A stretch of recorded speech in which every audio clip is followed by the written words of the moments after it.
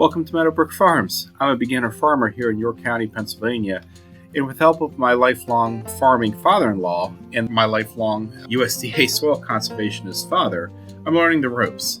This imagery is from 2018, and while it's not my first summer farming, it's my first summer at this neighbor's property, and I filmed this while we made my first round bale. The property has been in the neighbor's family for a long time, and the buildings date back to the mid-1700s.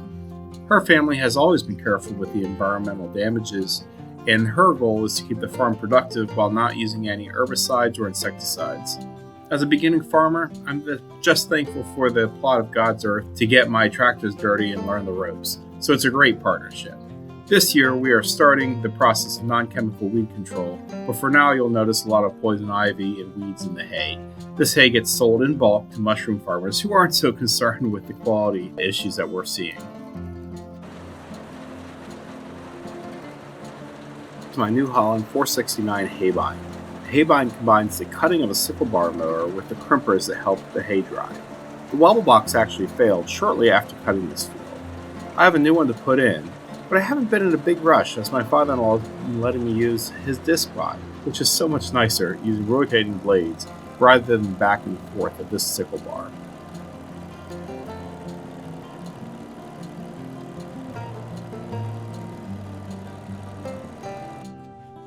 My tractor here is a 1963 Farmall 460. It's the last year for this model, and International had worked out all the bugs. It makes almost 50 horsepower and is a great size for small square bales. I got this tractor for $300. The fellow who had it thought the motor was bad and was going to scrap it. Turned out the time was just too far advanced and it needed a tune-up. It needs some cosmetic work and the tires are pretty bad, but it has been a great running machine for me these past few years. There is a local gas station between the farm I live on and the farm that I work at, so it makes a gas tractor as a convenient choice. They are cheap for beginning farmers too, even if you're not getting amazing deals. The hay rake is a New Holland 256. It gathers the hay into windrows, which help with the drying and baling. It also saves on fuel when baling because you can rake several small rows into one. The windrows here are pretty sad looking, but keep in mind, no one has fertilized this land pretty much my entire life, and I'm 36. While I do enjoy running the equipment, you come to realize how repetitive the process is, so let's speed this up a little bit here.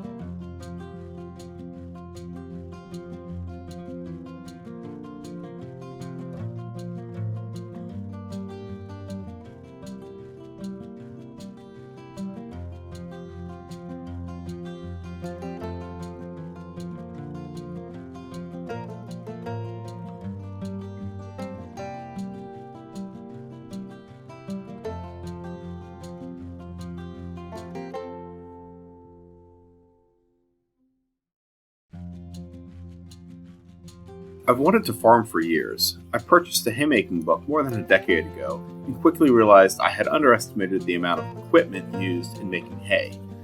I never gave up my desire to farm and homestead. When I moved to my wife's family farm, knowledge, space, and opportunity opened up.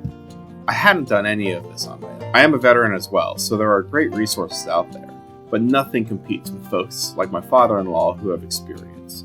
For me, it's a synergy of business, stewardship, and working with equipment and animals that brings great satisfaction. I've had the attitude for the first few years to focus on learning the business, the operations, and just getting a handle for what's going on, rather than having a set business plan with a need to turn a profit. It's been an educational experience.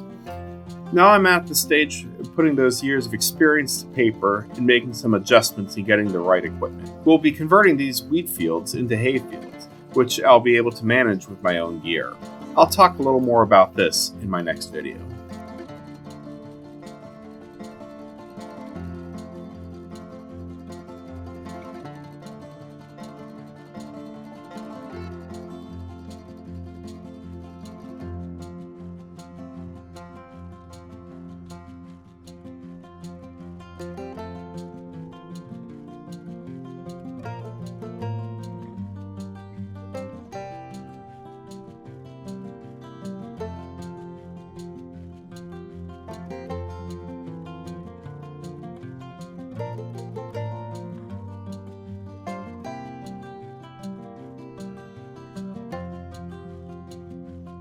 There we go, all set with this field.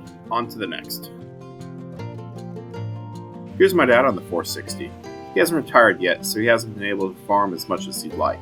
It's sort of funny though, he's worked over 40 years helping farmers to access the government's research and practices, and only now will get to see how it works for himself. I'm looking forward to working with him over the next many years though. Our family has been farmers from the time we landed in the port of Philadelphia back in 1747 up until my great-grandfather's generation. The GI Bill gave my grandfather the opportunity to leave the farm, and that was that as far as I can tell. My dad remembers visiting the family homestead, and I've gotten to drive by it, but we're both a few generations removed from actually getting our hands dirty. My wife's family, on the other hand, has been farming just as long, and they never quit. I live on my father-in-law's farm. It was just recently I saw an old piece of mail addressed to my wife's grandfather that mentioned Meadowbrook Farm, and found out that it was her great-grandparents who really operated under that name. So there you have it. That's where the name comes from. The family farm here does have a brook running through what would have been the meadows back before the Army Corps of Engineers changed the road out in front of our home. The brook powered the local mill from the lake. Both are still here in the community, but not in operation.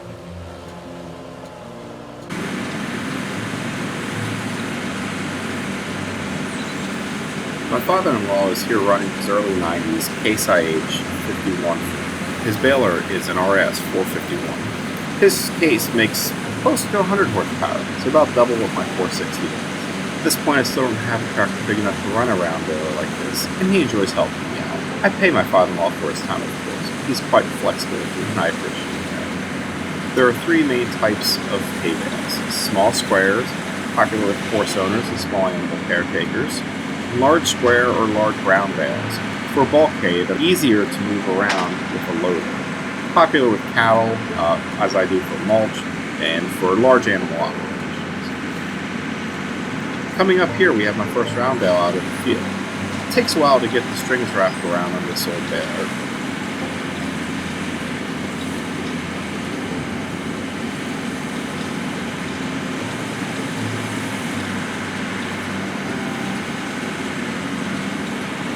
Here you have it, my first bale, one of around 100 I made for 2018. Thank you so much for watching.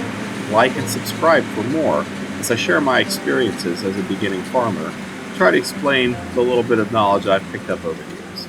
Have a great day.